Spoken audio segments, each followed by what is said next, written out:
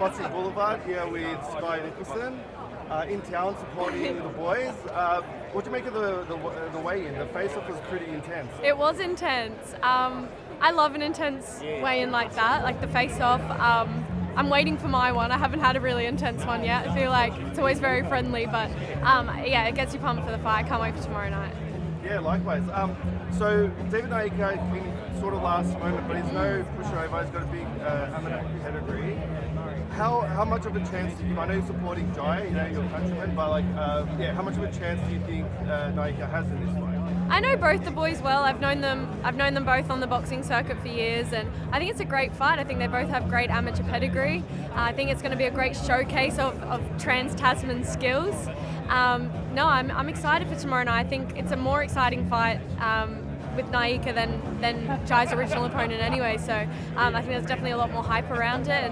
And hats off to David for taking the fight on short notice. Obviously, Jai's talked about in pound for pound conversations now. So to come in last minute as an undefeated fighter who's obviously had an amazing career himself. He's got great pedigree in the amateurs as well. So no, I think we've got a great fight on our hands for tomorrow night. Changing course over to you. I know I have to ask. Obviously, we saw the great fight, the rematch that Katie Taylor and Amanda Serrano had. Yeah. Serrano felt that she got a bit hard done by the judges. Did you watch it? What did you think of that? Yeah, I was there. I was there live watching. I was in Dallas. I feel like it was one of those fights that it was so close it could have gone either way. I did feel like it being an MVP show. Katie had won the first fight. She had the point taken off her. I did feel that they were going to give Serrano the fight. I don't necessarily believe she won the fight or that you could say it was a robbery. I did feel like it was a fight that could have gone either way, and you couldn't really have been too disappointed in the decision either way, but I was actually surprised that Katie got the decision. Yeah, I know you've been chasing the Serrano fight, you've been very vocal about it. Yeah. Eddie said to me himself yesterday he's not too optimistic of you actually getting it. But do you think there is a chance there that you might be able to get it? I've kind of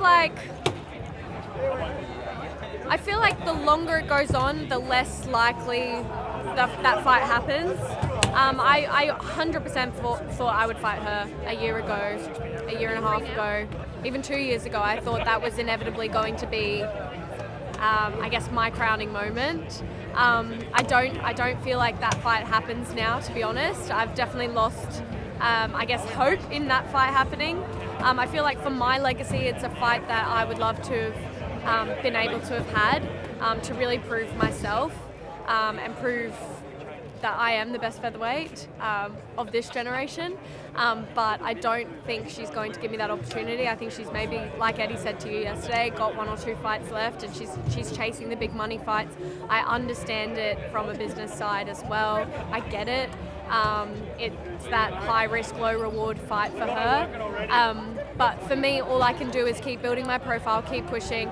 My focus is on the belts and legacy. I want to be in fights that are going to, I guess, solidify my name in the history books for years to come.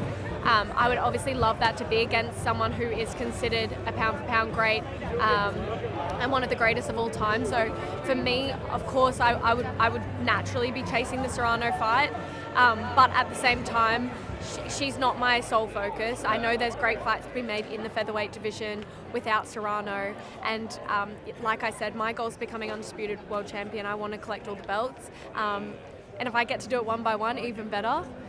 So that's the goal, and that's the plan for this year. I want to be crowned undisputed champion by the end of 2025. So next, it was falsely reported that you're going to fight Ebony Brown at MCG on Valentine's Day, but it does look like your next opponent is likely to be Tiara Brown. Yeah. She's undefeated, 17 fights. Definitely a risky fight. What do you make of that fight? Yeah, she's good. Look, she's got the amateur pedigree as well. She was amateur world champion, obviously undefeated as a pro, high KO ratio. I think she's a little bit deluded. I think because I don't give her attention or traction that she basically begs for online. Her Twitter account's basically me. I think she thinks in her mind that I don't want to fight her. I love that fight. I've been asking my team for that fight. My team want that fight. My team love that fight. And I think it's going to be perfect timing going into probably the biggest and best year of my career to start with her. So that's, very likely going to be the next fight. I think we're quite close to making that a done deal. So hopefully that can be announced soon. But no, I'm very excited for that fight. I feel like that's a fight that, again, silences the critics, silences the doubters, the fans who aren't sure if I can handle this or handle that. I feel like this is a fight that's going to show again that I am on my own level and that there isn't a featherweight on the planet that can beat me. Well, you definitely got the confidence. How confident are you that we can see you down under for a fight? 100%. It's happening. I hope it's the next fight. That's what I'm being told at this time. So hopefully some really exciting news to be back down under in my first world title fight in Australia. So I'm excited for that. If it's not this fight, it's definitely happening in 2025. But we've even asked to be out in Australia twice this year. So fingers crossed, all goes to plan.